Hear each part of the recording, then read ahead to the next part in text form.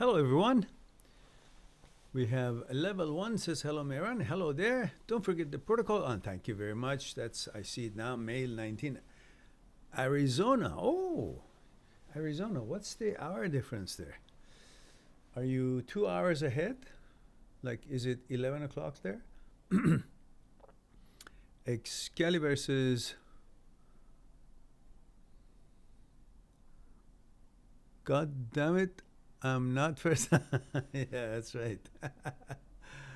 How you doing, Meran dear? He says, Excalibur, where have you been?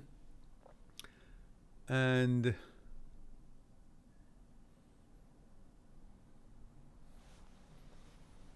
we have Art Shukla says, hello guys, please like. I put the please in myself. It says like and subscribe. That's a good idea. 5 of us here, 1 like. Shameful, shameful. Get on, get on with it. With your fragile butterfingers. I hope that it won't be too much trouble and work for you. Don't spend too much energy, but push that bloody button like and make it 5 out of 5 at least. And John NSC says, hey Meran, hope all is well. John Syracuse 9. 12 midnight there for you, isn't it?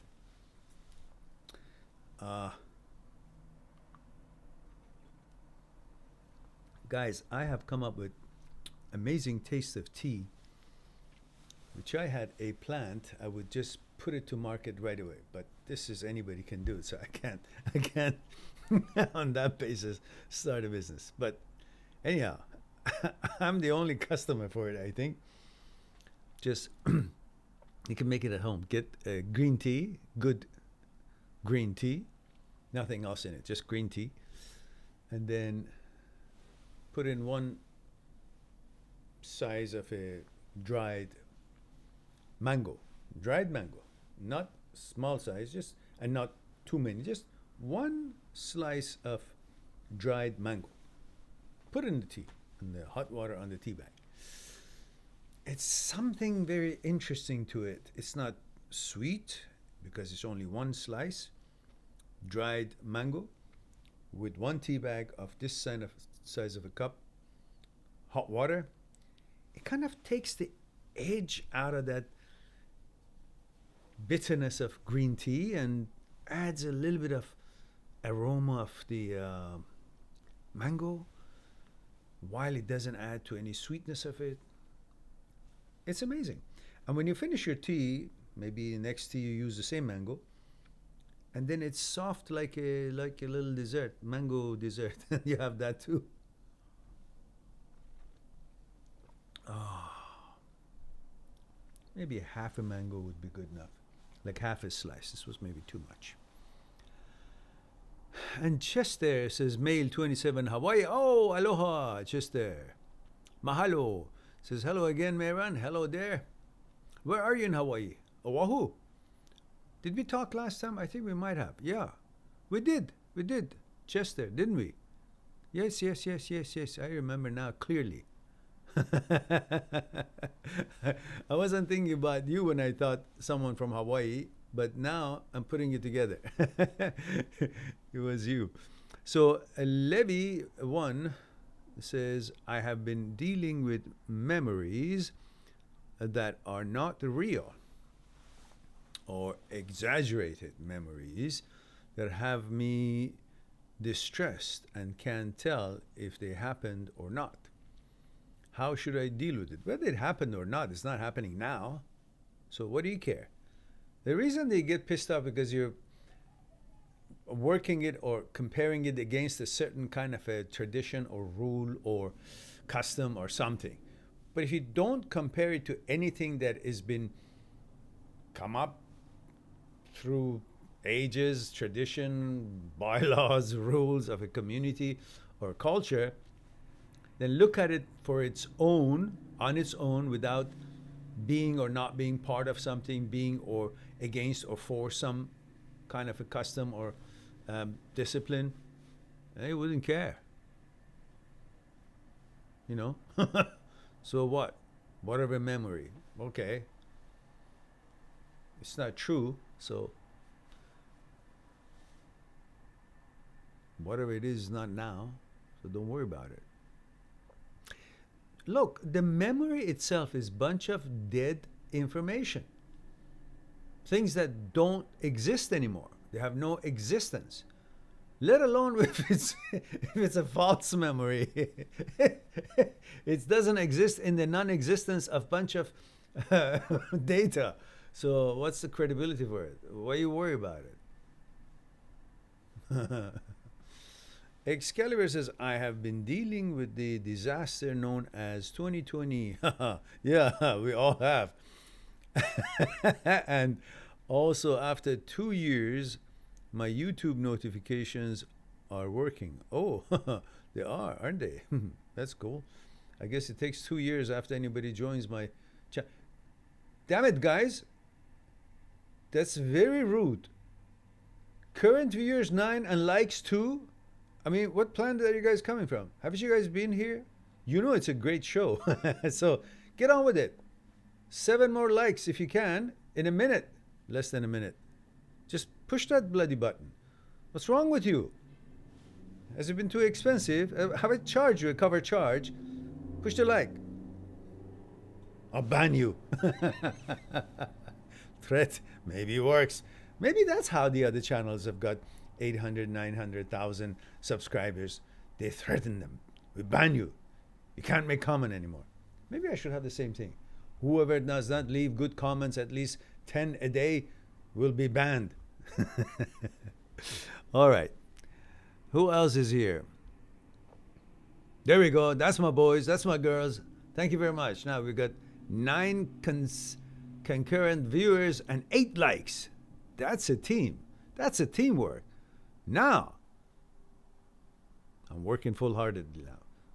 I just want to find out who's that 9th one. He's a stubborn thingy. If you knew who you were.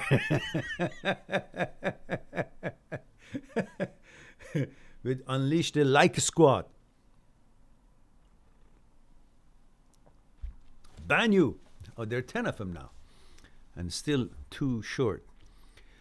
So Ashley says, hello, I just found your channel. What do you mean you found my channel? No soup for you. I've been around here for about 7 years and you find my channel now? What have you been doing the past 7 years? And he says, I was just 10 years old. All right. Ashley J. Oh, Ashley, I responded to your question just tonight, was it? Or I saw your comment. Or I don't know, I put a heart or something. Some kind of response I remember I did to a name with that, I believe. I might be mistaken. Ashley says we broke up. He says, hello, I just found your channel today. I'm in despair. Oh, okay. What's going on? Says we broke up yesterday. First of all, tell me your credentials, if you will, like age, gender, where you're tuning in from, because I can't guess your age or your gender or, you know, where you're tuning in from. You're 28. You're 28 what? Male, female? What's your gender? Ashley, move it. And while I'm doing that, I read that while you're going to put that in.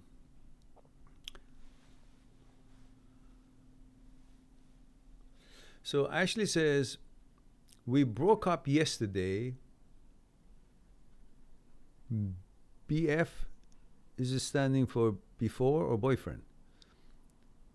Before I needed to know. Oh, there it is. Jay says, Ashley says, I'm a 28-year-old woman from New Jersey. Thank you for that. Was that so hard? You could have done that earlier, for heaven's sake. No. Okay, good. Thank you. Ashley says, we broke up yesterday. Before I needed to know if he would propose to me in a year. I've been with him 1 year. Oh, before is a because. I see. Okay. Thank you for that. She says, we broke up yesterday because I needed to know if he would propose to me in a year. I have been with him 1 year. 3 months, and still have not met his teen kids. He kept telling me I would for the year. I was with him every day and loved him so much. I thought he would fight for me should I call him and say I'm sorry, and he doesn't need to tell me when he will be ready to propose. But what is it with you girls that you need someone to fight for you? What the hell is wrong with you? If things are working out, fine. Now, everything is fine, but I want to see, like, okay, he made, I don't know, a special party for you, or brought gifts and with love, and took you out to dinner, and maybe cooked himself for you, brought the food, and now you say, well, I'm going to see if he's going to actually bounce backward and 3 somersault in the air, then I will be maybe sure that he loves me. Why do you have to do that? Why is it not enough the fact that you're in a relationship that works, and the guy is decent, and loves you, or is nice to you, or proper, or whatever? So you haven't seen his kids yet. Maybe he just wants to make sure that he's not going to introduce a woman to his kids and things don't work out. Maybe he's not sure of you. Maybe he has a bad experience with the ex. Maybe he's just wants to see how things go. Why does it have to be a push? And if it doesn't, then suddenly you have to pretend that then I'm going to do a Yui and make him fight for me. What's wrong with you guys?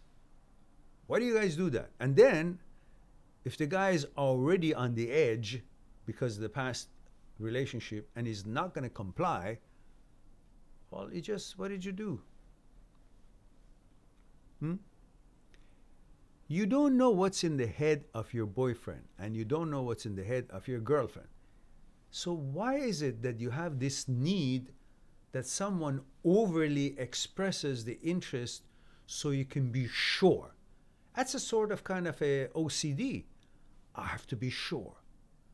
Does she love me? Does he love me? I gotta be sure. What are you sure in this world anyhow? That suddenly in this particular one, you don't have the patience to wait and see how things turn out.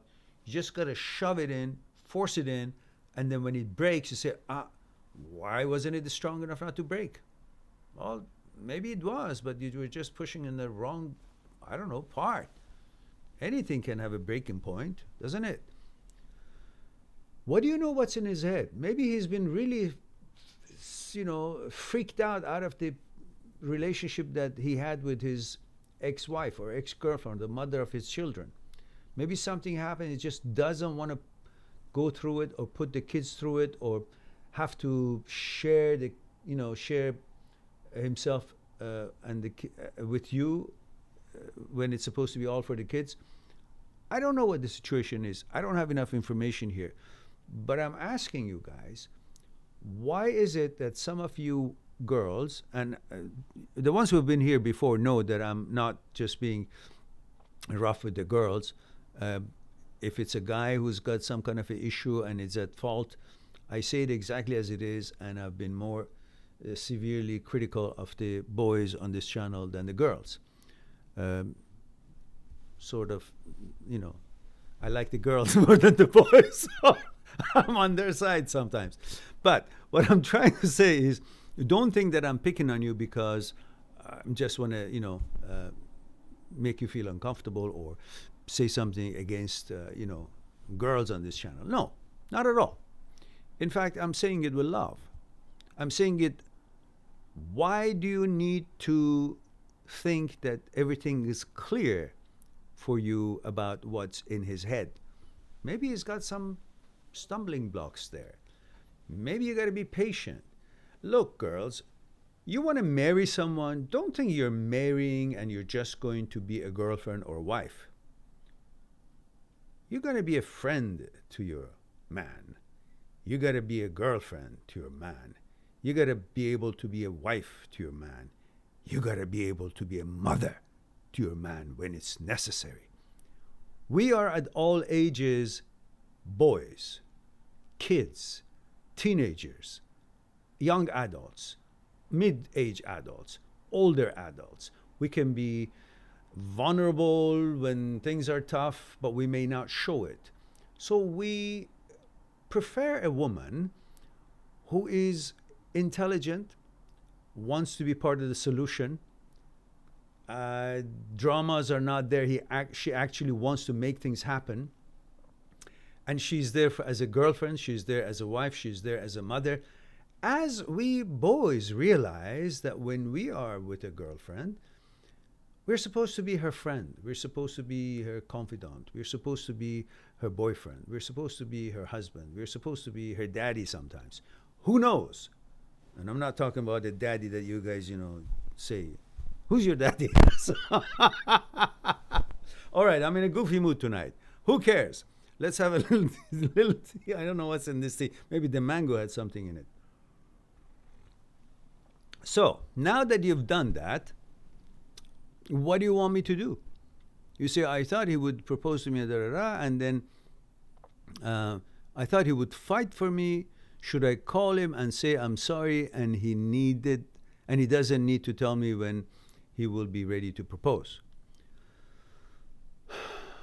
I have no self-worth anymore. Well, no, you did, and you do. But right now, I don't know what happened. You didn't tell me any more detail, but you're not supposed to contact him at all. Don't suck up to him now. He had his chance a year. He didn't come to terms with what he wants to do. And what you did wasn't necessarily, I don't think necessarily was that you wanted him to fight for you. You actually felt that this is enough time and I want to have an agenda. I want an answer.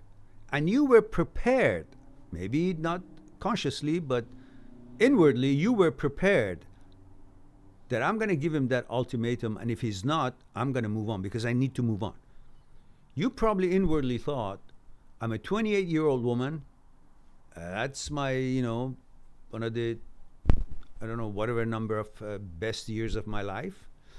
And I want to settle down and create certain kind of a elusive certainty for my life. And this guy has been, around for a year, and it's time for me to tell him either, whatever, or get off the pot. So you gave him an ultimatum, which was pretty wise, after I, got on your case. But I want to bring to your attention that it's not that you've lost your self-worth. In fact, you gained it. You gained it by giving him an ultimatum that, listen, what's in the works?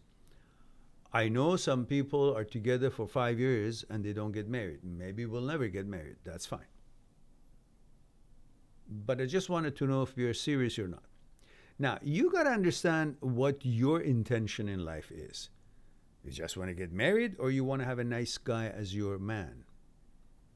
If you had a nice guy as your man, why does it have to be marriage? Where is it written that you have? Is it a paper that you should get it signed and show it to your teacher or to your mom that, Mom, I've done my homework, I got married. So what's the push? If you consider the fact that, okay, some people are okay with that, and that's the going thing around. You can't have everything modern and yet certain things old-fashioned. You can see all the girls do whatever the hell they want to do, all the guys do whatever the hell they want to do before marriage, after marriage, whatever it is. So really, it's all a mishmash. That's the area you're living in. But you take whatever you like. I'm not talking about you. I'm talking about all the young people on this earth right now in this day and age. You take whatever is suitable for you, whatever is fun, whatever is, liberal for you and works for you, and then when it's time for you to have certain kind of elusive security or certainty, you say, well, it has to be that way, the old-fashioned way. Well, what happened with all the old-fashioned ways up to now? Nothing was old-fashioned. Nothing is old-fashioned right now. But when it gets to certain things that you want it to be that way, you use the old-fashioned card. So you're with a guy for a year. Isn't that what you want? To be with a good guy in a good relationship for a year, 2 years, 3 years, 10 years, whatever? Or is it that I'm with this guy because he looks like he's going to get married with me? What do you think marriage will bring you? Certainty? How many people got married and then they got divorced? So there's no certainty here just because they got married. So what else is it that you're looking for? Many people live together for 10 years, 20 years, and they never got married. And they have a secure life. Everything is democratic and works well for them.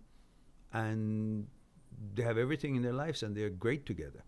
And some people get married thinking that this will give us security and I will have a certain foundation. But then they get divorced a year or two later, or 3 or 4 years later. So the getting married thing is not any assurance for a relationship to last. Bonding on your conscious level is what keeps the relationship together or not. Helping each other, being there for each other in reality, in actuality in life. It's not a game. It's not a movie. It's not a story. Oh yeah, we went this each other and then we got married and so what? But then we are not really good together. I don't really give a shit about him or he doesn't give a shit about her, and then they get divorced because they're selfish, they're uncompromising, they're not attending to their duties and to their logical roles in life, and they're just expecting things to be whatever, and then it doesn't work. But they got married. What does that mean? So I'm trying to bring your attention to what is it that you want out of a relationship. You want to be in a good relationship, bond on consciousness level and build something together and follow a certain path and bring things together and grow? Or you want to be in a relationship so you can get married and say, hey, I got married. Yet there is no compatibility as much as it should be, and there are problems and conflicts and divisions, and it ends up in divorce. So you got to figure that. And if you have done it now, and the guy didn't question it and didn't bring it up that, hey, maybe we will, maybe we won't, but why don't we stay together? I mean, if he didn't say, hey, I love you and you love me, so we're good together, so why do you do this? And you say, well, because I want to get married. He says, listen, I'm not really for marriage anymore, but I love you, I want to be with you. Then you would see what's happening. But you're giving an ultimatum, what are you doing? You're telling the guy either do what I say or nothing. Most people say nothing because nobody likes to be pushed around. And if they say, okay, they say it because they're being nice and they want to comply because they want to show that they care about you. But later on, there may not be enough foundation for it to last. So either way, it's a useless exercise. And if he did not stand around to talk about it even, he just ghosted you or disappeared, well, then you did the right thing to ask, because that would have mean it wasn't going to be the kind of a relationship that you would have expected. It wasn't going to last, and that's not what you were interested in. And you have the right to go after what you want. And if that wasn't going to come to fruition per your expectations, then you did the right thing asking and see what the guy behaves. And apparently, how did he behave? Says, he's gone. He said he can't tell me when he'll be ready for marriage. So now we're over. Okay, then you did the right thing then. Should have told me that earlier. I wouldn't have to waste my breath. Ashley says, I don't want him to overly express. I just want him to want me back. Yeah, but why? Look, you go in a store and you hackle too much, the deal breaks. You hackle as much as it can take it.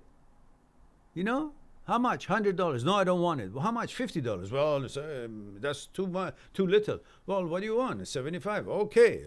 But if the guy says 75 and you say, no, I want it for 50, and you stay on your guard. So, okay, then it's not going to work. Compromise is the name of the game, isn't it? Almost in everything. You don't have to be from a Persian bazaar to know how to hackle, but hackling has become part of the art of the deal. By a different writer, by the way.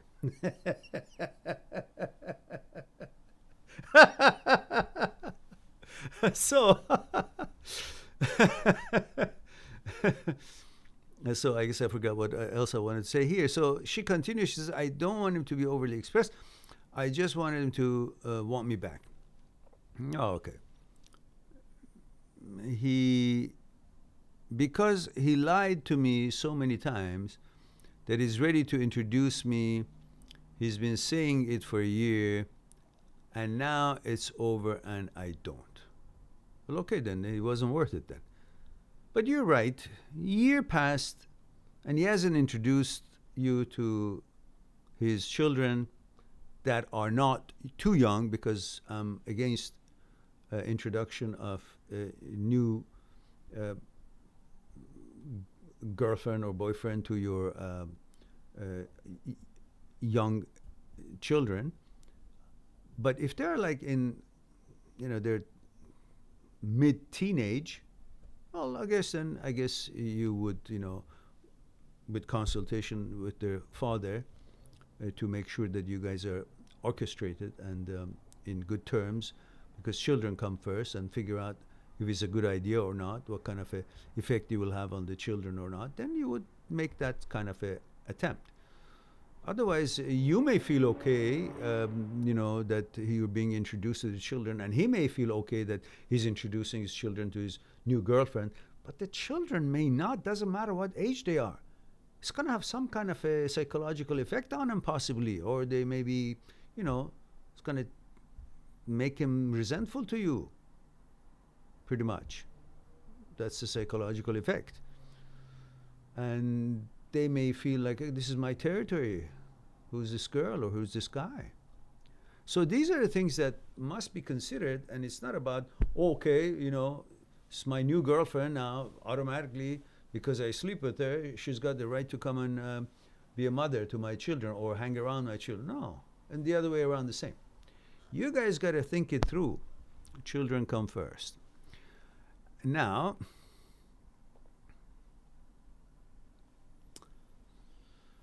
what else do we have? So, Ashley, I hope you enjoyed your first introduction to our live stream. I think we dedicated good welcoming package to you. And Emmanuel says, come on, Ashley, really? Okay. All right. Don't get on her case now. Only I can get on your cases. You guys support each other. And the Viper MMA says, hello, Mehran. This is me, Kilan. It sounds familiar. You haven't been here for a long time, have you? Says, I came to your channel. Oh, yeah, I remember. I somewhere in live streams, I guess. Says, I came to your channel a while back for help with HOCD. Yeah. I think I remember. And I can honestly say your videos helped me a lot. Thank you. Firm handshake. You're welcome. My pleasure. I'm delighted to hear that. Good. Good for you, my boy. And there's a lot more videos, and there's another playlist, Intrusive OCD, HOCD short videos. That's different. It doesn't talk about the interpretations of the feeling or the thoughts or anything like that. It talks about the real things, which is the relationship between brain, thought, and you, and how you can understand that you're separated from the brain. Therefore, none of the things that it conjures up has any meaning, because you're not connected to the brain, and it's just a tool, an apparatus, equipment, and does its own thing. So when you watch that playlist, that'll give you a lot more information in that tangent. So anyhow, thank you for that feedback. I'm delighted that you shared that with us. And Shankar Sikdar Says, I want to know something about HOCD related dreams. Yeah, dreams are bullshit. Doesn't matter what it is. HOCD, not HOCD. If you're thinking about something all day long, you may dream about it because it's occupying your brain. That's all.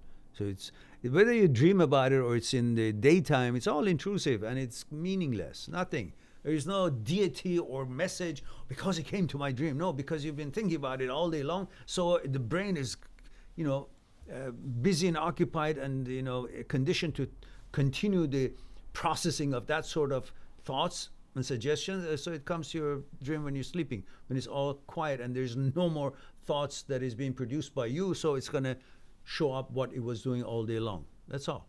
There's no message because it came to my dream. So what? What is dream? Many times I dreamt that I've got $1 million in the bank. I didn't get a cent of it. It's bullshit. Dream, in these sort of things, means nothing. Mariana says, hello, Miran, female 28, Mexico. ¿Cómo está, muchacha? Yeah? Is that right? I remember my friends at university, if they were from South America, muchacho was a guy, meaning handsome man, which I was called many times. But muchacha, muchacha, I think it was handsome woman. I believe that's what it was, at least. Steven says, hello, Meran. Steven, male 40, Los Angeles. Hello, Steven. Good to see you. It's been a while. I haven't heard from you. Hope all things are good. Now, let me get to you in a second. Excalibur says, I hear you, Art, and the deal. I hear you, Art of the Deal. I hear you, Art of the Deal joke, Meran. Well played. Yes, I do. Thank you. And Steven says, I set up a date with that girl a few days ago, a few days after she reached out. I took her to this German bar, and she told me the reason she pulled away was because things were moving too fast, and she felt she was doing too much in the beginning. Okay. So it was her who actually thought she was being too available. She had the same fear as you had. So where's the rest of the story? Listen, my dear winners, friends tonight, there are 15 of us and there's 11 likes. Where the hell is that other 4? And what are you here for? I mean, gee, if you haven't paid a cover charge and you're not willing to actually put a like in there, might as well. I gotta know who you are, so I'll ban you. No.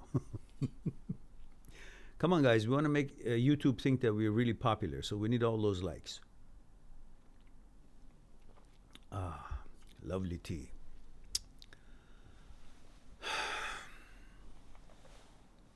Sunny says, male 20, India.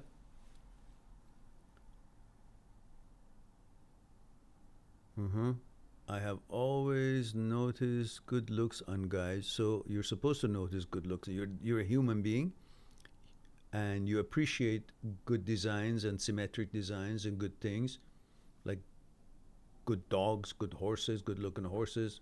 It's you don't mind that you think, oh, that horse looks good. You don't say, oh, that's homosexual. You don't say that dog it's a good looking dog. You don't say, oh, that's a dogosexual. But when you see a guy, same gender, that's good looking, say, oh, I noticed good look. Oh, that means I'm homosexual. No. You're supposed to notice good looks of anything and everything and everybody. It's got nothing to do with your gender. It's the intrusive thoughts, because everything is talking about sex too much, and all other kind of lifestyles are on the public view, on TV, on publications, pictures here, images, billboards, and talking about this so freely, which is extra, too much. And all that information gets in the head, and the brain is a thought manufacturing plant. Well, it grabs on these all kinds of information that have seeped through, and it makes thoughts. And then, so you expect, oh, then that means if I see a guy, I got to make sure that I don't allow the concept and association of the word sex would not be attached to that interaction. Well, how can you control that? Everything is about, you see a hubcap, you think about, oh, it's shiny, sexy. Oh, it would be good if I have a car like this and a tire like this, a hubcap on it, and my girlfriend sits here. It's all comes up to that because that's how the society has been promoting all around the world now, to sell products, to sell this, to sell that. So they use men's body and fashion, naked body and muscles and this and that to sell product to girls, and then they use the women's beauty and sex and that to sell stuff. So everything you look, whether it's a handbag or it's a watch or if it's this, they all end up, okay, if I wear this watch, would I be kind of more popular with the girls? Girls would look at me more. How about this jacket? Everything has that connotation and sexuality inclination to the concept of sex. So when you see someone, it associates with, okay, the guy is well groomed, looks good.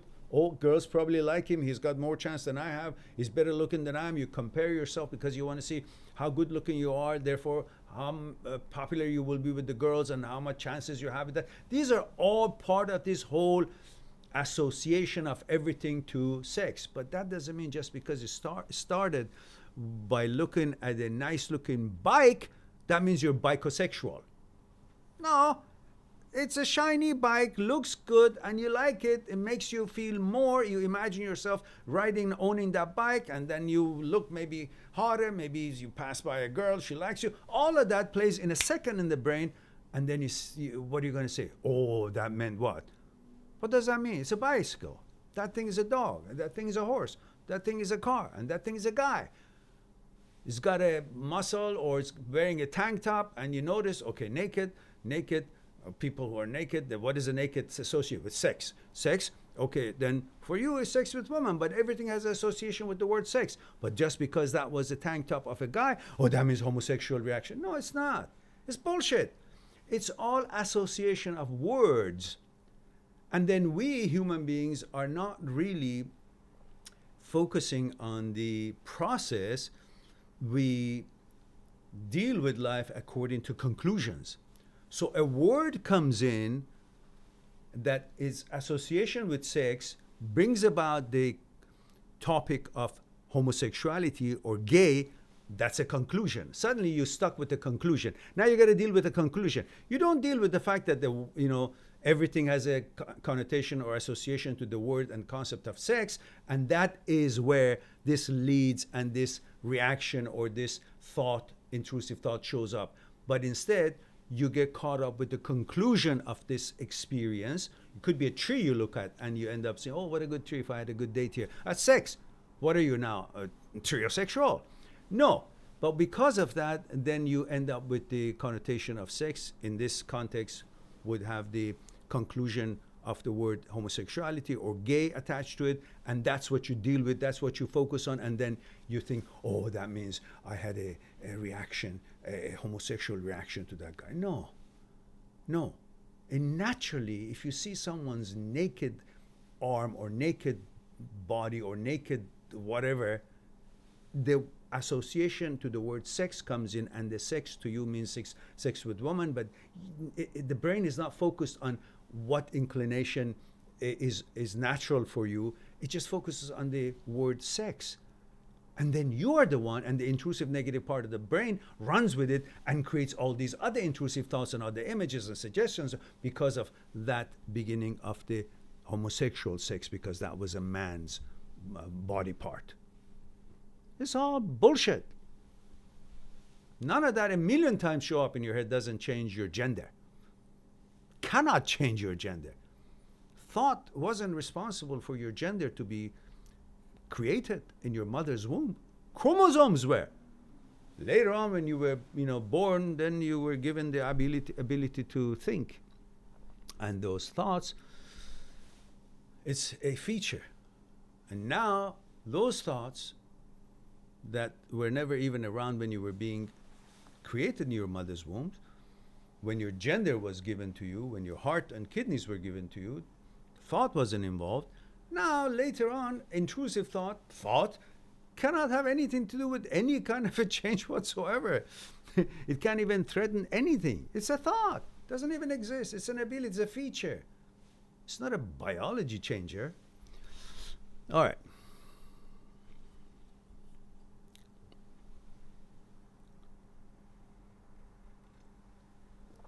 So, where were we?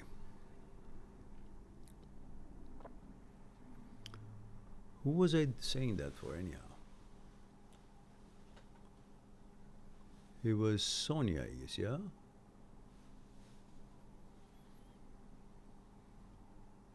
Yeah, I explained to you. That means, short and long is, don't worry about it. Brian Bowning says, hello. Hello, Brian. Any credentials as far as the protocol? Age, gender, where you tuning in from? Brian, please. Excalibur says, you know what's funny, Mehran? What? It says, you look 5 years younger than when I discovered you 5 years ago in 2015. Really? Thank you. I appreciate that. Well, I have to say, in 2015, I was overweight. I didn't like it. Somehow it had gone that way. And I got into gym and I got really worked hard and changed and became more careful about stuff, the juices and all that. So and then I've kept the same weight there. The only thing right now is that I'm missing is the gym. I haven't gone to any kind of a workout for 8 months, other than biking, of course, which now it's cold here, and that's not happening much either. So I got to go back to the gym. And so the Viper says, I will definitely be coming back for guidance and advice on building successful romantic relationships. All right, Viper. You're welcome. Emmanuel says, Mehran, are you a vegetarian? Apparently you only buy high quality food. If so, good for you. Good for you. For me, it would be impossible as a Latino that I am. Well, actually, for 8 months, that was 2 years ago, or 2.5, 3 years ago. No, 2 years ago. I think 2018. For 8 months, I only ate beans and a tomato and an onion. I woke up, had my juice, which was fresh vegetable juice, beet, lemon, apple, celery, parsley, or cucumber, all mixed together. And then whether I had just that or I had my vegetable-based protein shake with some blueberries and no sugar whatsoever, no sweetener. And that was it until afternoon, maybe 4 or 5 o'clock or 3 o'clock. If I was really hungry, I'd have a few nuts or some berries. That was it. And then I would go to the gym, 2-3 hours workout, come home about 9, 10 o'clock, and I would have beans.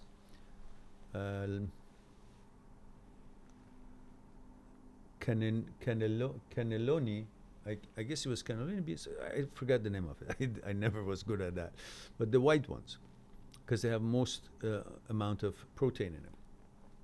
With turmeric and 1 tomato and 1 onion. That was what I had for 8 months.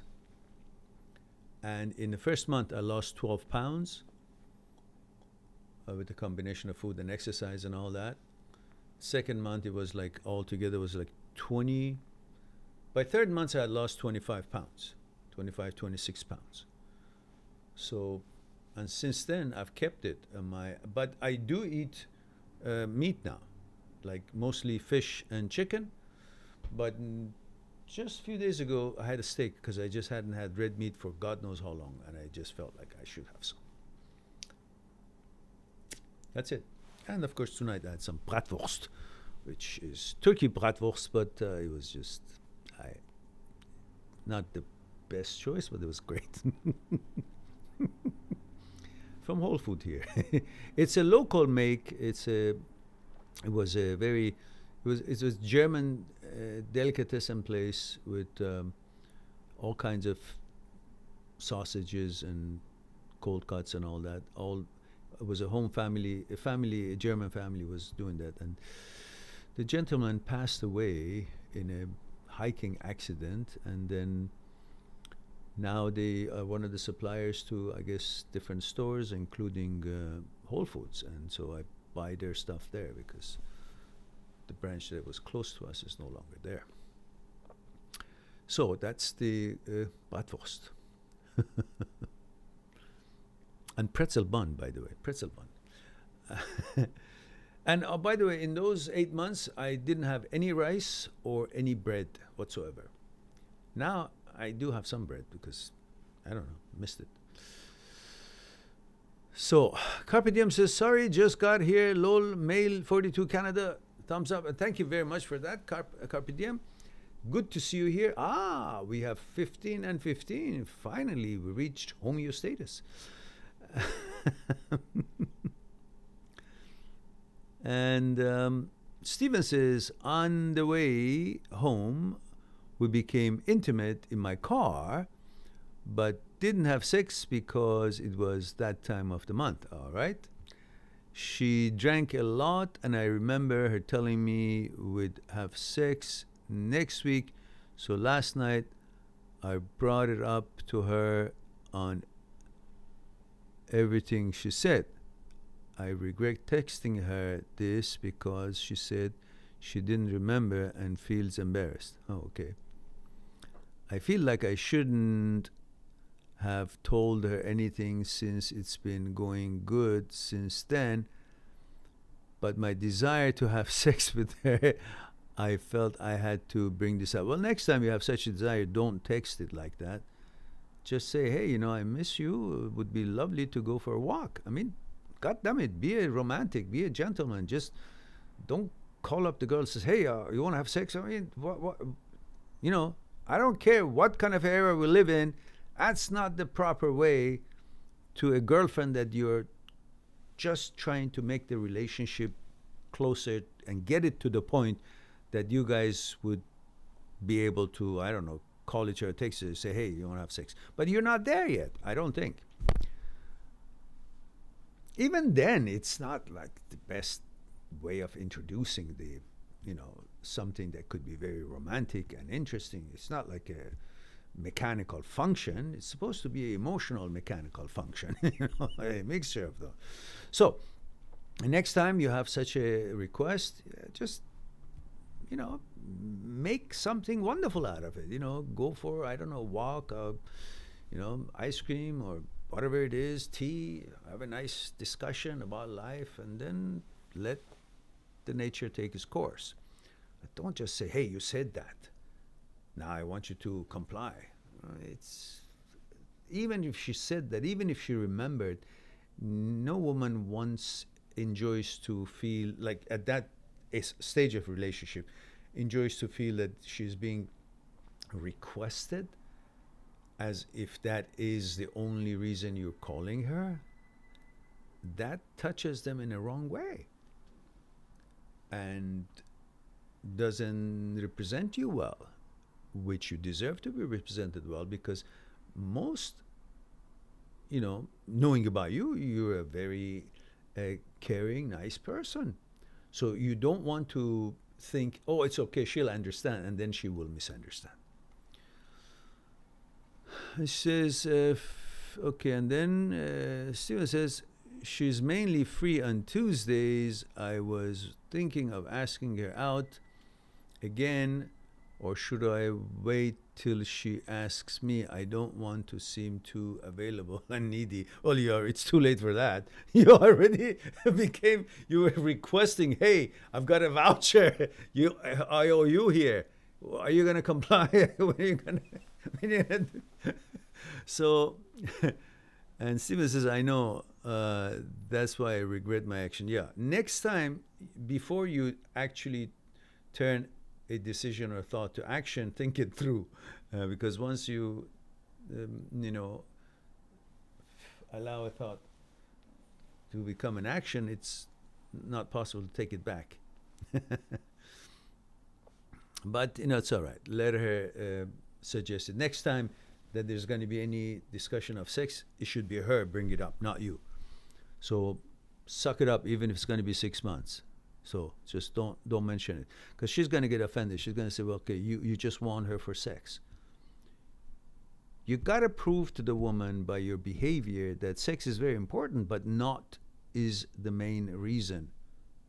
Even if it is.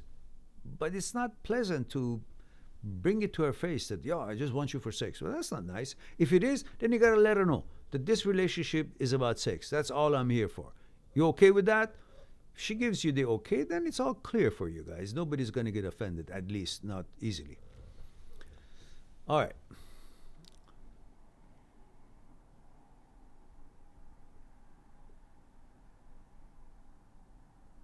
All right, we have another troll here, guys.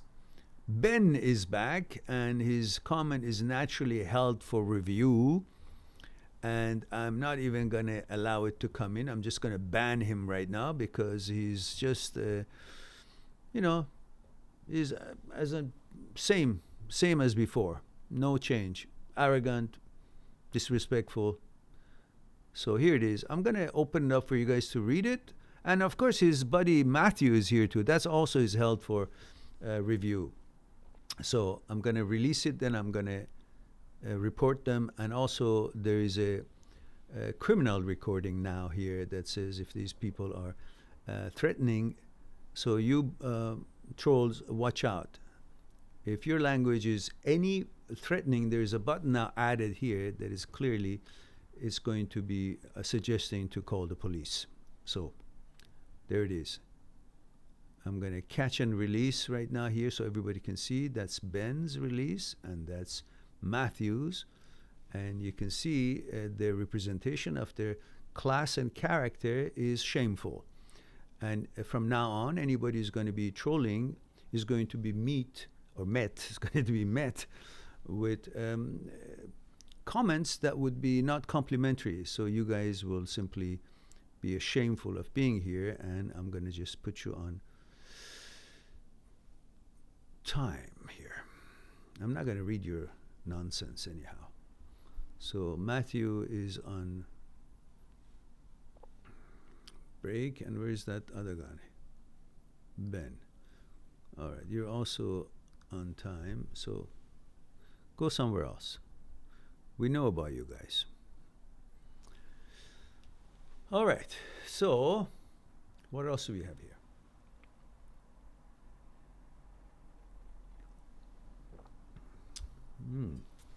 Lovely tea.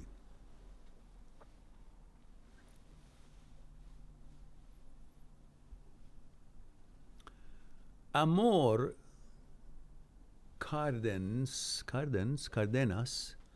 says, hello, wanted to say hello to my favorite YouTube therapist. Oh my goodness. Amor Cardenas. Thank you very much, Amor. Let me know your gender, age, and where you're tuning in from. I think you might have made a comment on some of the videos, but I don't recall you having been in the live stream. Have you? Steven says she knows the relationship isn't all about sex. Yeah, good. I know she knows. Look, it's not about she knows that. That's a mistake most guys make. Listen to me, boys. It doesn't matter if your girlfriend knows what the relationship is all about, that it is not about sex, that you care about her, you love her, this and that. You still gotta act it. The fact that she knows it is not enough. You still gotta get out of your way, buy a rose once in a while, dress up, take her to a nice place, show what she knows. Not that she knows it, so let me just go with my, dirty clothes and go to, somewhere that it really is not. Don't care about, surprise her with some nice stuff, maybe some gifts, some little things, or nothing like that. Yeah, because she knows. Many people know about their real intentions toward each other, but they still break up and get divorced because their feelings get hurt. Everybody wants to be appreciated, their worth and value to be affirmed by the behavior and actions of the other side. Not the fact that, oh, well, you know, I bought you that. I told you I love you, so that should be enough. It's not. We're human beings. We love to hear that once in a while. So there we go. So don't be shy. If it's your girlfriend, show it. It's not enough that she knows it.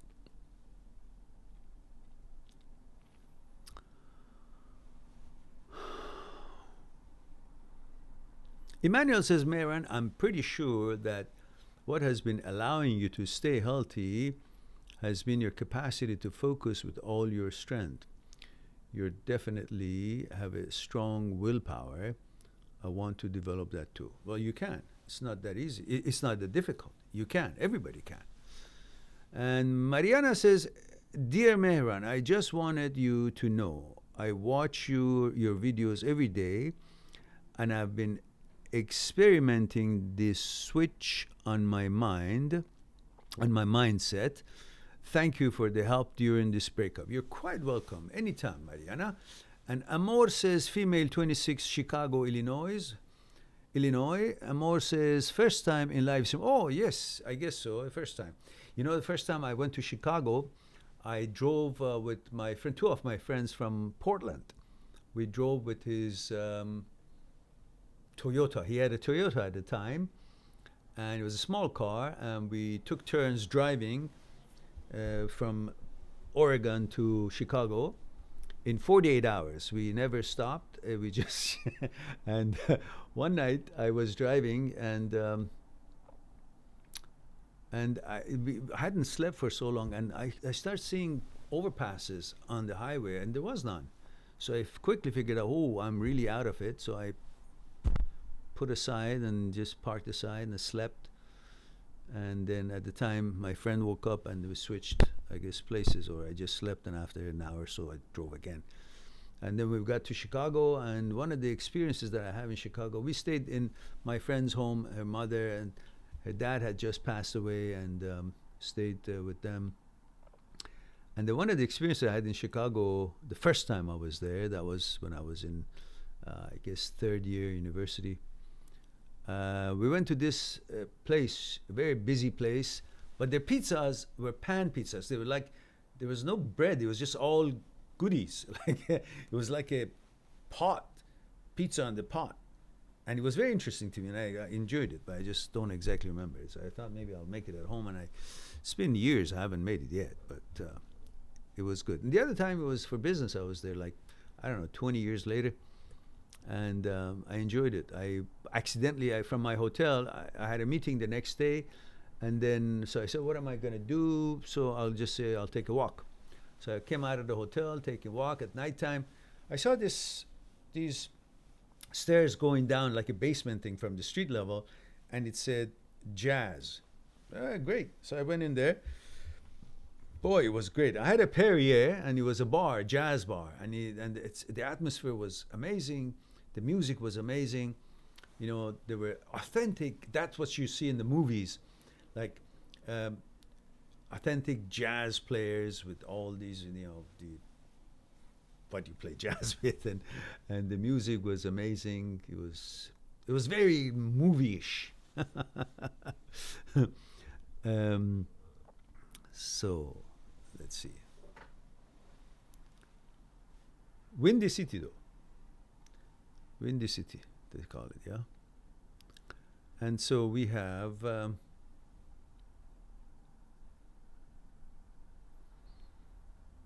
and then Steven says, I told her today I felt bad about bringing that up. She said not to feel bad, and let's just forget about it. Just kicking myself because of my text last night. Yeah, you did. You better kick yourself. Just next time, don't send text.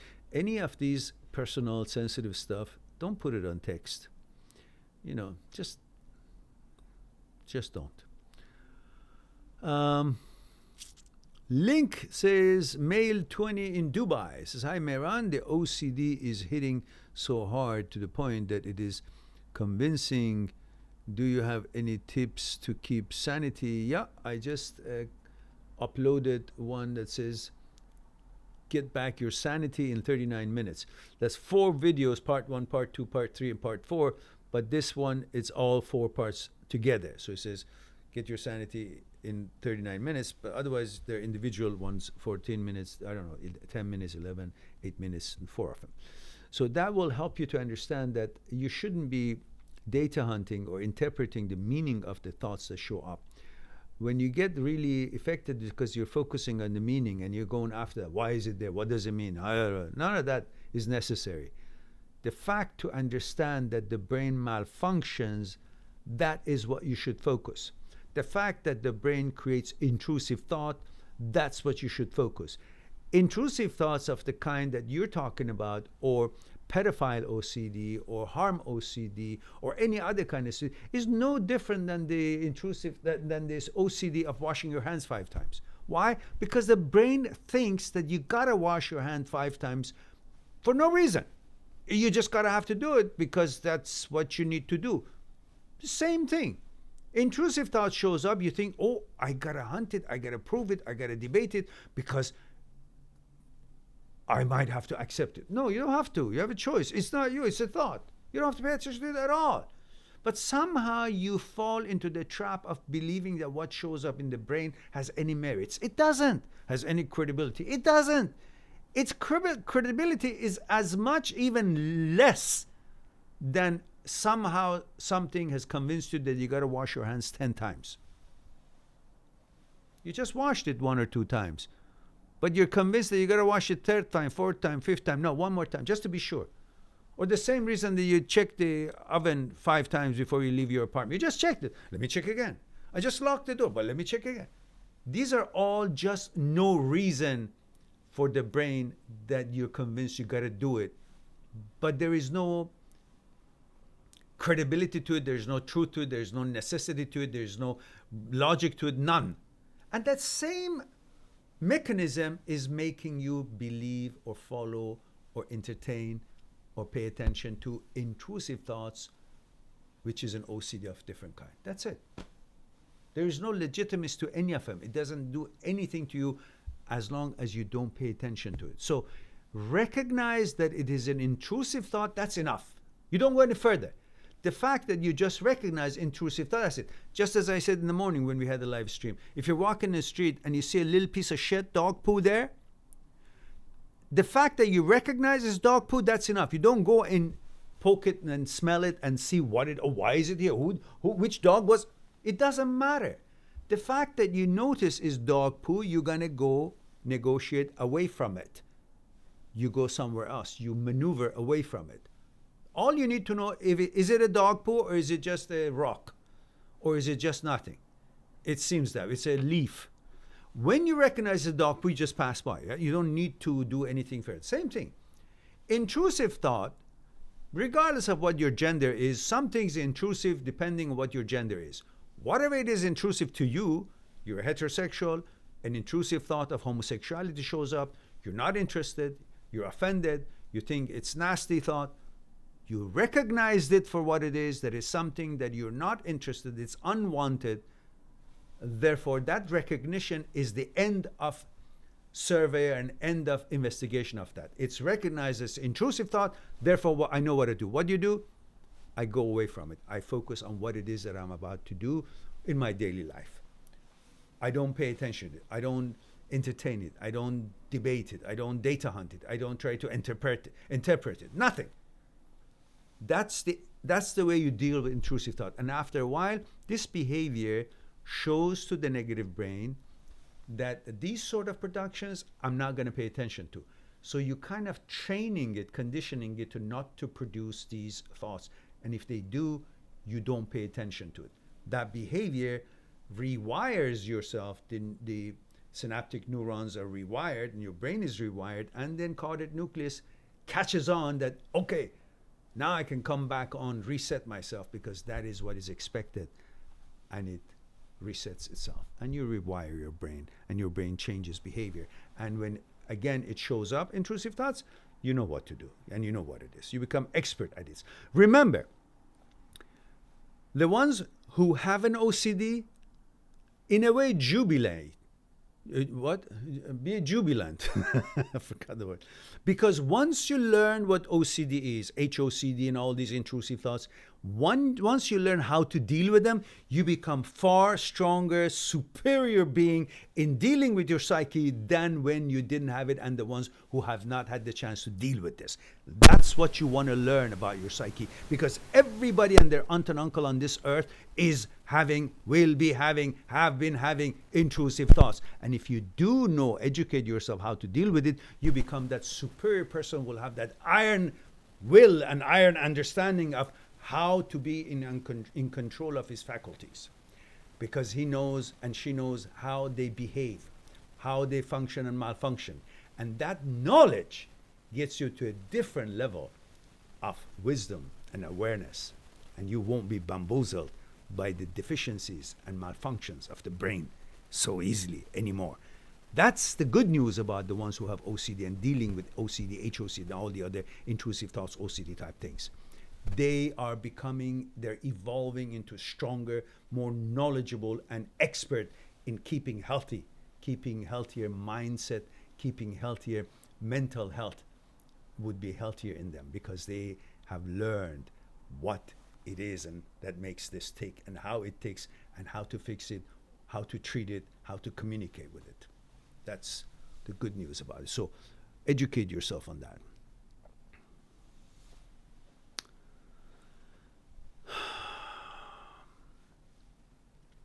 And Excalibur says, I'm around 16 viewers and 16 likes. We reach homostasis. Yes, that's right. We have. 15 and 7. We're now above homostasis. We're now abnormal. We got 15 viewers and 17 likes. That's outrageous. And Amor says, all goodies, haha. Yes, our pizzas are very heavy, aren't they? Aren't they? Really, honestly. Amor. You must be Italian, are you? Or is it just a name you chose? There's an E missing, isn't it? It's supposed to be Amore. Cardenas. Levi one says, hey Meran, I think you missed my comment in the stream on a question. Did I now? I'll go up. No worries. Levi one says, can living with uncertainty help with false memory, or the what if I did that and don't remember worries? Well, listen, that's an OCD, you know? And understanding uncertainties, that's okay. Look, if you're driving your car and you think, oh, I ran over someone, or I hit some car, or I hit that car, or I hit that person. Listen, if you had hit that person, you would have not heard the end of it.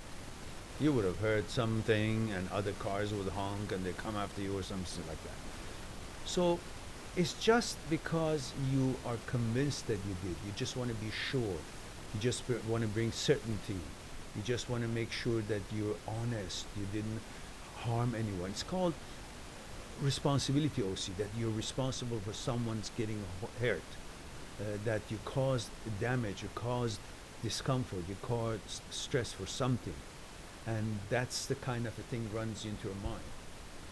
And so just in that sort of thing, sometimes you may actually turn around the block and check and see if I hit someone or not. You've done that, haven't you? And then you're sure, okay, I didn't. And then if you don't have a chance to say, oh, what if I did? And then you say, oh, what if I did and I didn't act as a responsible citizen, and the police comes after me, and then you go all these tangents. These are all intrusive thoughts. So drive carefully and pay attention to what you're doing. You don't have to worry about these things. Simple. But these are just intrusive thoughts. You know, unless you really hit someone, you should better stop and check. And Excalibur says, yeah, really, you definitely look a lot better than 2050. Thank you. That's me. I get younger every year. The secret, I'm going to package it and sell it at $37.99 with money back if you can find me. That's probably one of these advertisements that I've seen. You do this, you will get this. And just recently, I bought something. It was some kind of a natural um, plant-based um, oil for health. Supposedly helps with blood pressure, this and that, so forth. And it was a sample, so I got the sample. And then before I had the chance to actually check the sample out, uh, there were there were new orders being filled, and I called them up and I said, "Listen, I never ordered that, so got it canceled. I got my money back." So, it's hard to know what you're going to be getting in the fine prints. So.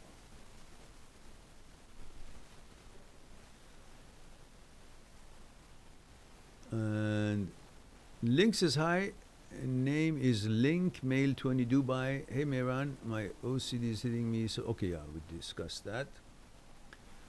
And Gaurav Malik says 28 male Canada. Oh, Canada. Where in Canada? Says hello again, Mehran. Do you think if a person loves you, they will try to stay with you no matter what? Nah. No matter what is a heavy thing. Look, you guys think if somebody tells you I love you, that means they love you more than they love themselves. No, it just means they love you. Whether it's lust or love, whatever it is, it's an emotion, they love you. But that doesn't mean they're going to sacrifice their wishes and what's good for them, what they're trying to accomplish, for what is good for you, what you want to accomplish. You know, even if you've been together for a long time, still the most important person in each person's life, ultimately it's themselves, unless it's about their children. So, when somebody says, I love you, you say, no matter what. It's a big word, no matter what. No, it's not no matter what. There's going to be something, no matter what.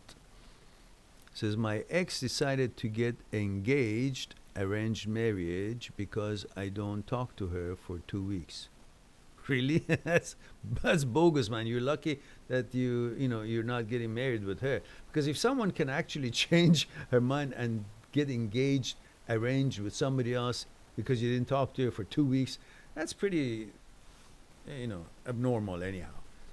And in your neck of the wood and your culture, this business of arranged marriage, it's happening so much while two people are already chosen each other, and then parents go around and choose somebody else for each one of them to get married, and disregarding the whole relationship that they've been having for a year or two or whatever it's been.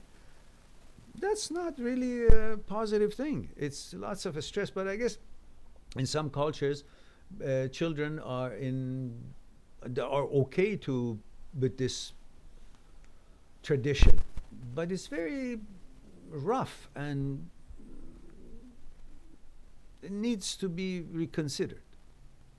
I know if your background is from India, I think that happens a lot there, or Pakistan. I'm not sure, but it happens a lot there. And sometimes there's a point there. I mean, parents really can think with clear head, and the boy maybe just is interested in the look of the girl, or the girl is interested in, I don't know, look at the guy, or the financial situation of the guy, and but the parents having a cooler head, and they look for someone who is more suitable culturally, or in family background, or educational, or same kind of a level of experience in life to that level, and has been raised in that kind of a family similar to their own child. And they make that decision for them. But nevertheless, it's rather rough and titanic, and I don't agree with it. It's very, it's a bad experience, even though children put up with it and they agree with it and they go through it. I can't wrap my head around it. I don't like it.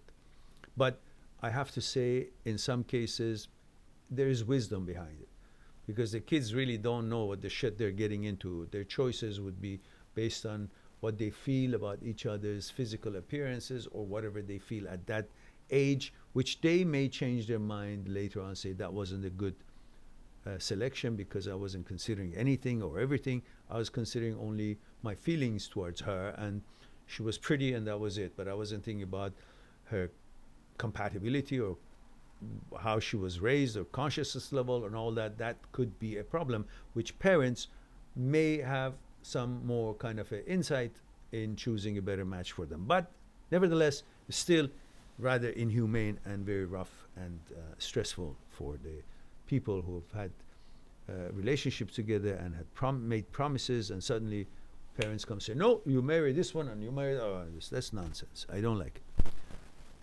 As I said, there are some points, valid points to it, but still, as a whole, I don't like it. Excalibur says, haha, Mehran, 16 viewers. Oh, okay, yeah, that's right. Oh, my goodness, 15 and 21 likes. How did that happen?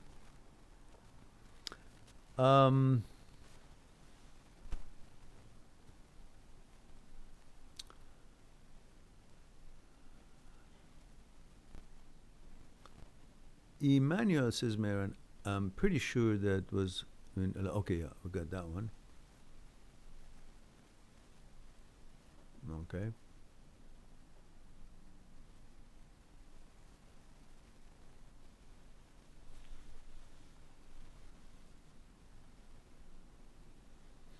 Mm-hmm.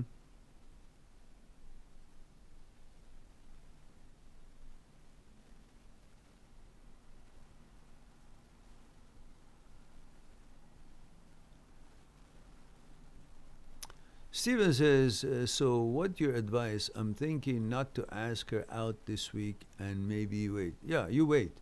You let her make a decision. Look, at this stage of your game, kind of be patient. Let her be in the driver's seats equally as many times as you might want to be. Let her decide. You may,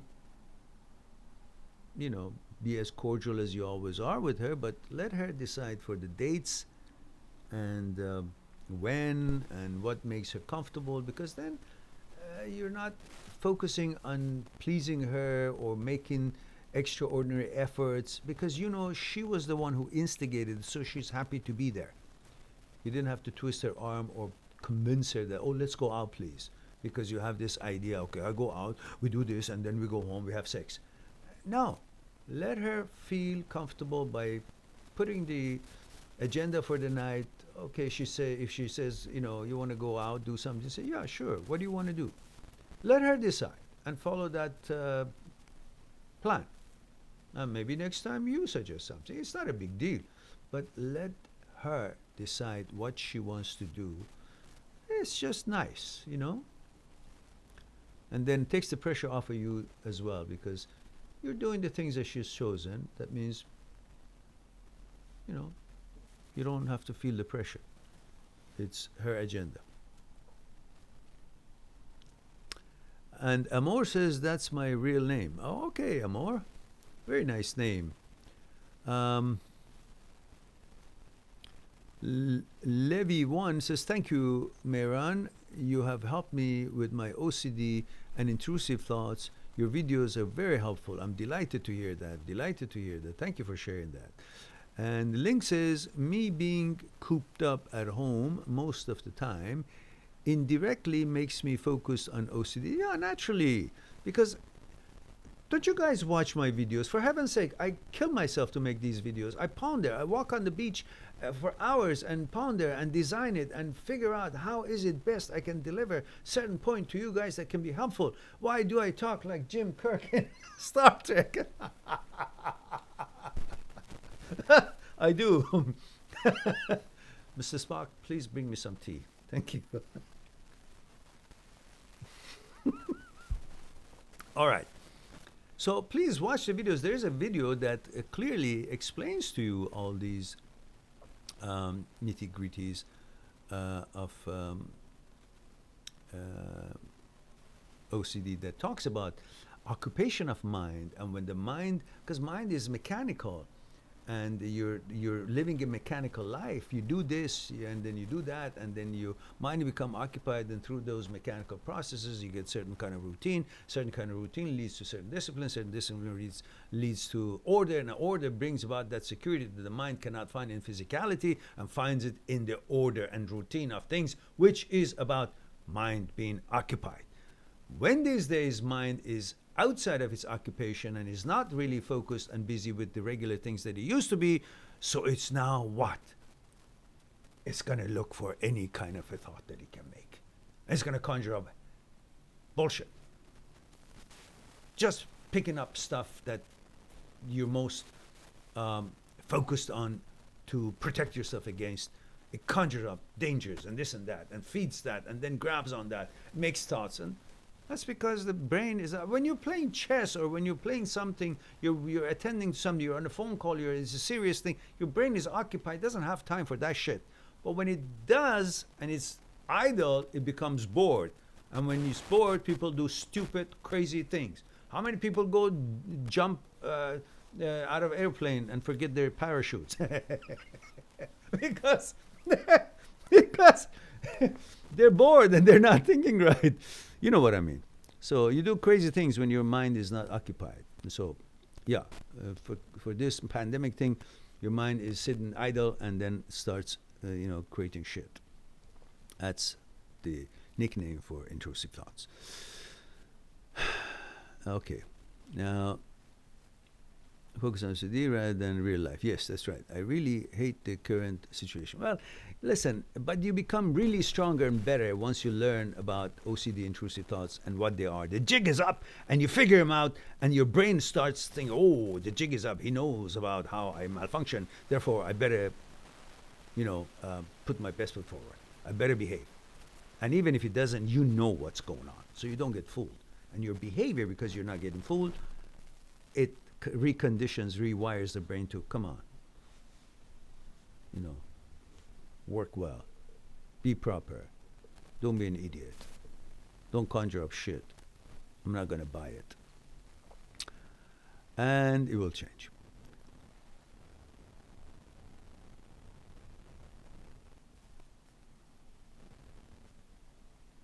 Booty Face Freak 7, holy mackerel, how'd you come up with that name? All right, I think we got another troll here. This one's called Booty Face Freak 7. He said, "Hey sir, I have a STD. Well, then go to a doctor. Figure it out. What do you want me to do? Don't talk nonsense. Or is it a typo? I don't know what it is. What did you want to say?" Blu-ray Day Die Man Master. Okay, again, that's probably sounds funny. Let's see what that is. Oh no, okay, doesn't look kind of fishy screen name. So how can I remove memory in at least 1 hour? Oh, I see. Yeah. Okay. Well, good luck. If you find it, let us know too. Gaurav says, it was not about her parents, it was more about her. Well, it's even worse. She always was confused about our marriage. She asked me twice to get married and then said no. I always gave her the freedom to make that choice. Okay then. Don't worry about it. Now that she's marrying somebody else, that doesn't mean her consciousness have changed and elevated because now somebody else has chosen her or wanted her or proposed to her. This is how it works for us human beings. You're passing by some store and there's an apple on the shelves and you're not hungry and you don't have no desire to have an apple or buy an apple and, just not think about it. But as soon as somebody else is trying to reach out and say, so I should have bought that apple. Why? You didn't want it a second ago. Because you think somebody else's choices affirms and adds to the value of something that you actually refuse, you didn't want. Or you weren't so up for it. So that's what you're feeling right now. Somebody else wanted it, you say, oh, it must be valuable then. It reminds me of a joke, an anecdote, that it exactly perhaps talks about this, what we just talked about. You know, Nasruddin was a Turkish philosopher of 1,000 years ago. And he was known to be wise and so on.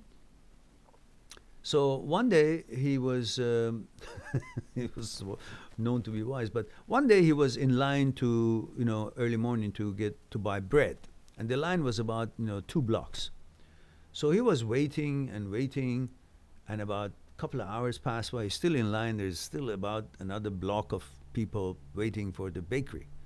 He says, what do I do? By the time I get there, there's no bread, and it's too long. So he looks around and says, oh, there is a chimney somewhere about a block away, or a couple of blocks away, and there is smoke coming out of it. He thinks a little bit, says, hey, people. Everybody says, he says, listen. Do you see that chimney over there, the smoke coming out of that chimney 2 blocks away? They say, yes. He said, they give away free steak. It's ready to eat.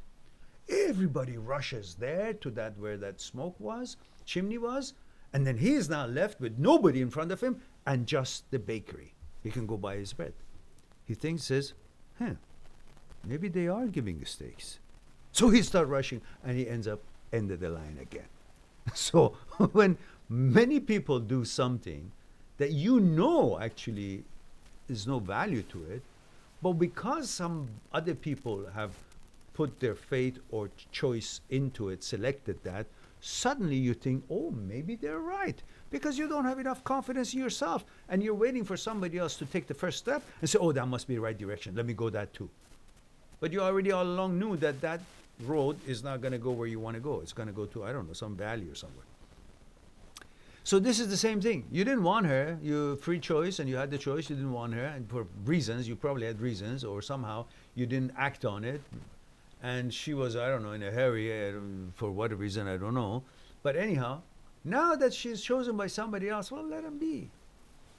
If she's changed her mind in 2 weeks, for heaven's sake, you don't even want, if she comes back to you, you don't even want her. Why?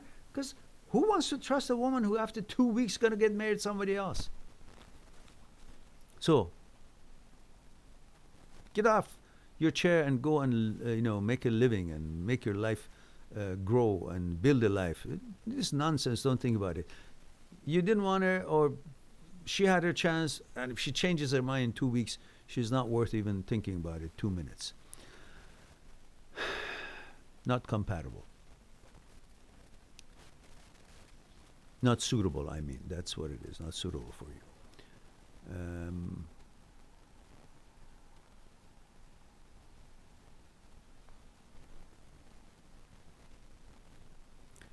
Garaf says, I feel like I wasted 3 years of my life with her. No, you didn't.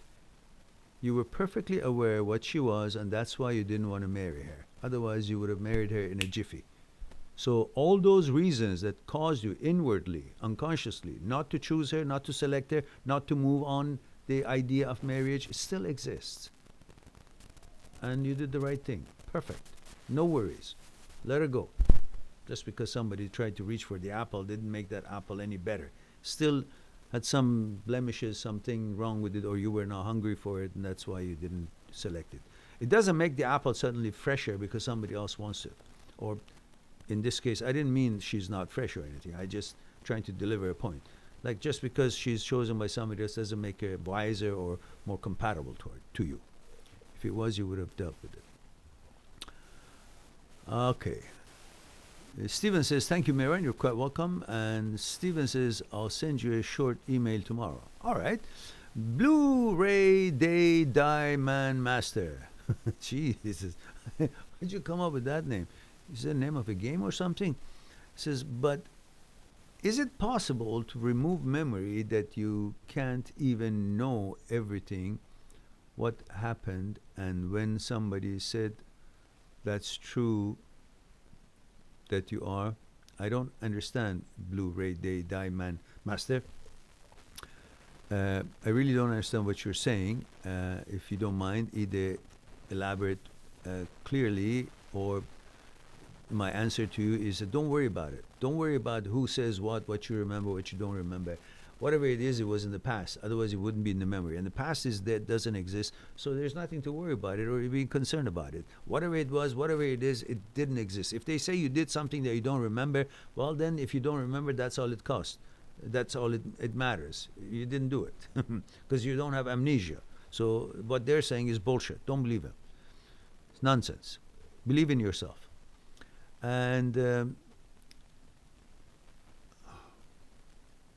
I mean, you have a healthy mind. You know, it's not like you're amnesia. You have amnesia or something. So otherwise, then don't worry about what they say. They're nonsense. Chester says, "Hey, Mehran, what are some supplements that you take or believe that would help the brain, such as intrusive thoughts, depression, anxiety, based on your experience or clinical studies?" Well, look, I know that GABA neurotransmitters are responsible to work against depression and anxiety and deal with intrusive thoughts. And that comes from mindful exercises, which includes sports, which includes meditation, which includes whatever it is that you're doing, creating something, writing something, drawing something that puts your mind at that one thing relaxedly and fully focused, and it's not interference. That itself acts as a kind of a meditation, which brings and increases melatonin, serotonin, increases GABA neurotransmitters, it decreases cortisol level, increases growth hormones, and all these are what is necessary to bring that balance and ability to deal with things that have to do with the brain and the mood and the balance that we are all seeking. And of course, the regular supplements that you have, magnesium that you gotta have at the right amounts, vitamin E, the complex Bs, vitamin C, resveratrol, grapeseed extract,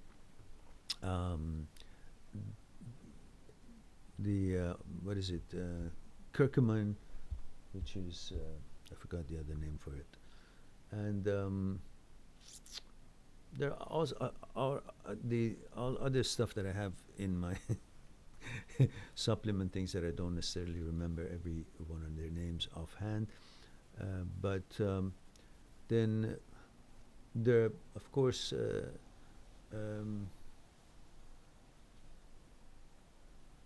you might want to have the proper amounts of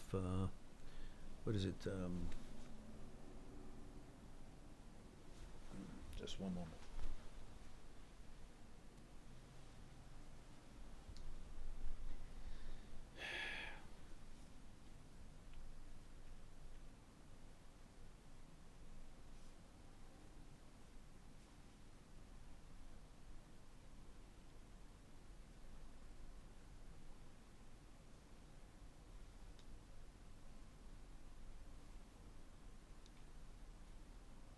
The amino acids that you want to have, you can just get it from your health food store.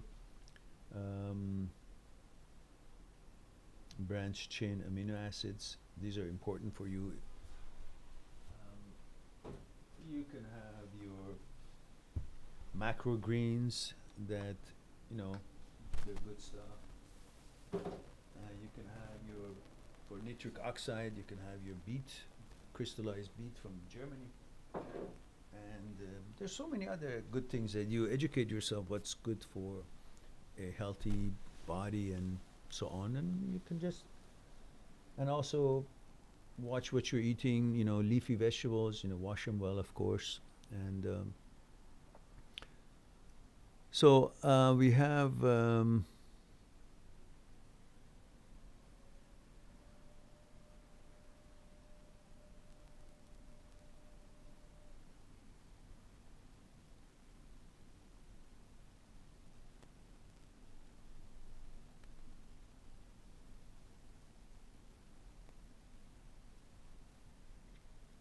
Chester says,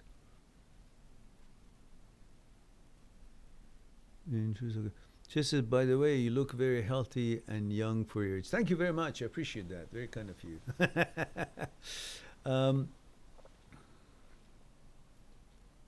Blu-ray Day Diamond Master says, because I want watch movie again like the first time that you don't remember the movie.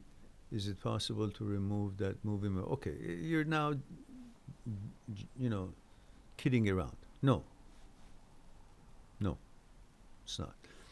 Um, Now we have someone says, shh, that's her, that's his screen name. Okay, what's your protocol, like gender, age, and where you're tuning in from?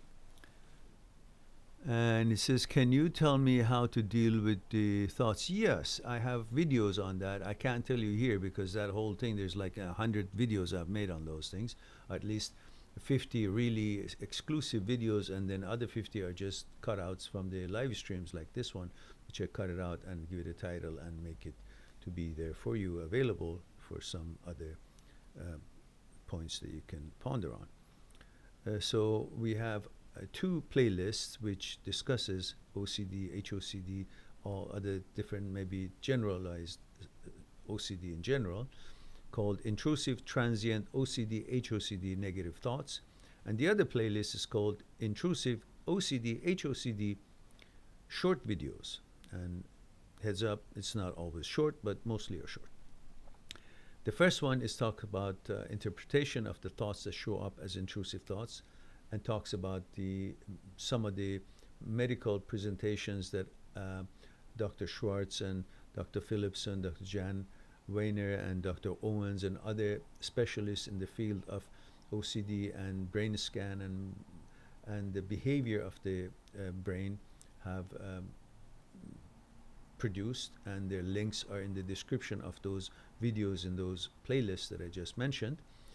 And of course there are other therapists on those lists that you can enjoy, watch, and educates you, plus my own videos that I have used the research that they have done and used some of the parts of their presentations based on their scientific research, and also based on the research that I have done over the years from the masters that have studied and researched movement of mind, movement of the psyche, how the psyche takes, what's the behavior of the psyche, and then on those bases we have two different types of information that you can enjoy watching, both based on the presentation of the specialists that I mentioned.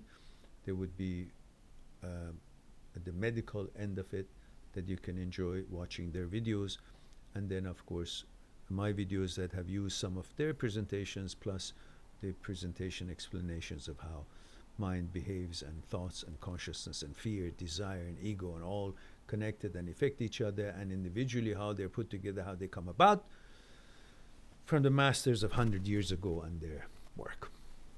And of course some of the stuff is just my own stuff that I have been able to over the years ponder and come up with evidences from other ponderers, and come up with the videos that I have presented for your education and interest.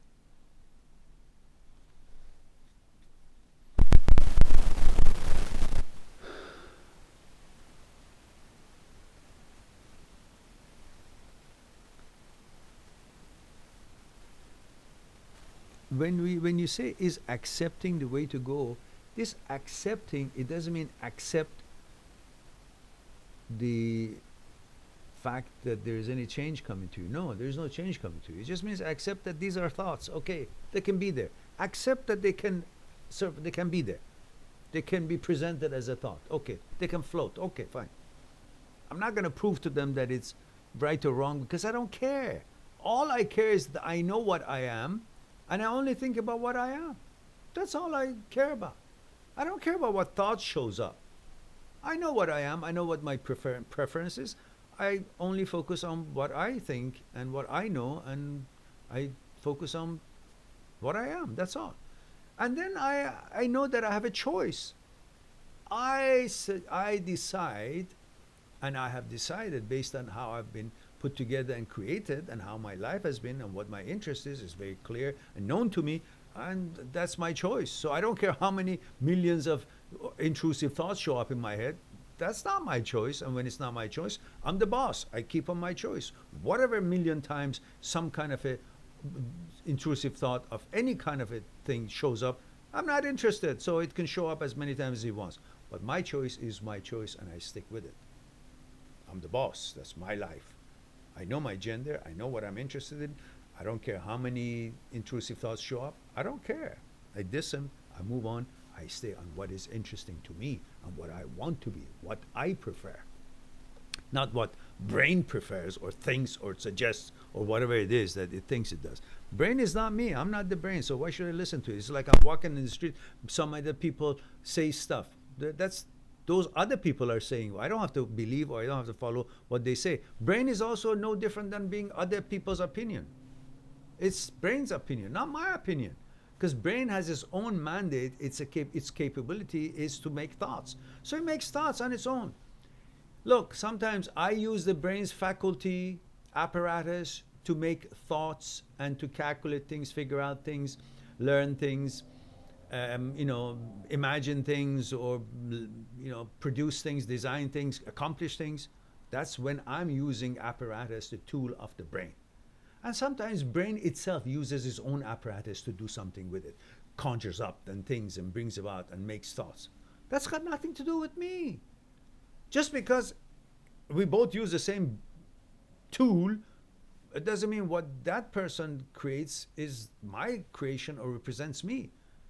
It's like a pottery place. I go to use the same machine. I make my own pottery. Somebody else might come and sit on the same machine when I'm not using it and make pottery. The pottery that he makes doesn't represent my taste or my design or my interest of making that, bucket or whatever it is that's making. It's using the same machine, that's all. Same thing. Brain sometimes uses its own self capabilities to make thoughts. In fact, brain uses its tool, this apparatus of the brain, a lot more than I use. It makes 80, 90,000 thoughts a day that I'm oblivious to it. Irrelevant to me. They're all intrusive. I don't even know that it's making those. I use purposely certain things for what I want to accomplish. That's it. We just use the same machine, but that doesn't mean what shows up in my head is representing me or I have any interest in it or is meaningful to me at all. It's meaningless. It's useless to me. I don't care about it. But it just happens to be in the screen of my head. So I'm not going to consider that me. I'm not the brain. The brain is not me. I'm not thoughts. Thought is not me. It is its own system, independent. And I'm oblivious to what it does. So it's irrelevant to me. That's how you think. And watch the video, playlist that I mentioned. That will help you to know more information. And Chester says, thanks for sharing, Mehran. I noticed I don't a lot of sunshine due to the coronavirus pandemic. I've been taking vitamin D3, which helps with my seasonal depression. Yeah, D3 is good. There are lots of natural stuff that is good. Also, exercise. I believe you have a little gym at home, yeah? I think last time we were talking, I believe, you were in your home gym. Am I right? So exercise is good. And yeah, but you can still go out in the sun, can't you? Wear your mask and go in the sun, right? No? Whatever the rule is in Hawaii, observe it and go in the sun. Maybe go somewhere there's not too many people around. Just stay away and just enjoy the sunshine. I think that should be okay. But whatever the rule is for your health over there, they probably know better and you follow that. And Blue Ray says, I hope it's possible to remove memory in future with technology. Why? Why should you want to remove memory? Memory can be there. You just don't use it. Don't give a damn about it. Memory is dead. What's to worry about it? It doesn't exist. Focus on the present now, then your brain wouldn't go to the memory to stay occupied and wouldn't conjure up things that hasn't happened for the future to stay occupied, and its occupation would be the efforts that you make in the present moment, and that effort brings you in the moment that is the actuality of life, and also you will be focused and you won't be wandering around, and your brain would not be focused on the memories that you don't have any interest in. All right. Okay, guys, looks like it's 1 hour and 47 minutes we've been here, and there's no more questions here, and we've discussed everything that was thrown at us here. I hope that you guys enjoyed it as much as I did. this is the time I would say I love you all. Thank you very much for being here and allowing me to share a thing or two with you. I look forward to talk to you next Saturday, 1 p.m. Vancouver time, or 9 p.m. or 9:30 p.m. Vancouver time for Asia and Australia and that neck of the wood with that kind of a time zone. Otherwise, for North America and Europe would be 1 p.m. Vancouver time. For Australia, Asia, which includes Pakistan, India, Iran, UAE, New Zealand, Hong Kong, Singapore, Indonesia, Philippines, all would be at 9 or 9:30 p.m. Saturday evening, Vancouver time. All right. So I look forward to talk to you again next week. In the meantime, be good to yourself and to the others. I'll talk to you soon. Bye for now.